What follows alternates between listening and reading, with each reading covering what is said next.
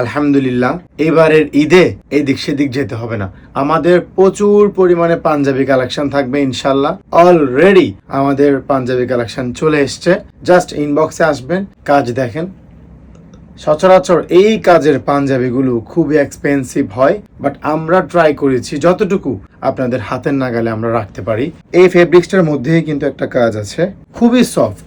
এই পাঞ্জাবিটা জাস্ট একটা পাঞ্জাবি না, এটা একটা ইমোশন বলা যায়।